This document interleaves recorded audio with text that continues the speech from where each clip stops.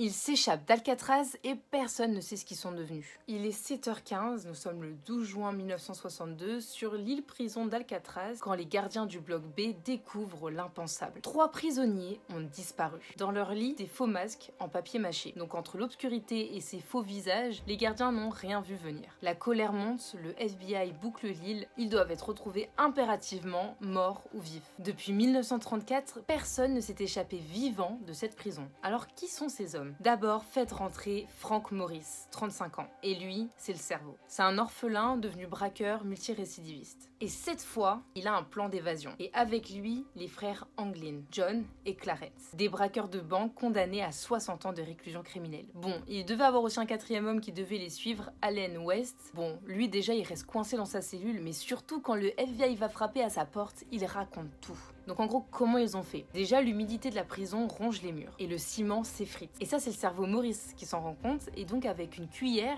il creuse le mur. Et là, il se rend compte qu'en fait, derrière le mur, il y a un couloir non surveillé qui donne sur une bouche d'aération. Et cette bouche d'aération jusqu'au toit. Donc là, il fait appel à ses complices et pendant que eux, ils creusent, Frank joue de l'accordéon pour camoufler le bruit. Clarence, lui qui travaille au salon de coiffure, récupère des cheveux pour les masques en papier mâché. Et c'est pas tout, il s'entraîne aussi physiquement en faisant de la musculation pour être prêt le jour J. Et ils choisissent la nuit du 11 juin 1962 à 23h30 pour s'évader. Bon, vous l'avez compris, donc ils passent par le toit, ils redescendent, ils traversent des barbelés et ils construisent un radeau de fortune. Cette nuit-là, ils ont de la chance, le brouillard est plat et la mer est calme. Et puis, plus rien, ils ont disparu. Pour le FBI, ils sont persuadés, ils sont morts, noyés. Mais est-ce que c'est si simple que ça? Le lendemain, on retrouve un radeau échoué sur Angel Island et une Chevrolet a été volée non loin de là, la même nuit. Donc finalement, ça reste un grand mystère, on ne sait pas ce qu'ils sont devenus. Et si vous voulez savoir, l'affaire est encore ouverte jusqu'en 2030. Alors, s'ils ont vécu jusque-là, ils auraient 100 ans. Cette histoire a été proposée par un abonné, donc n'hésitez pas aussi à m'en proposer d'autres si ça vous plaît.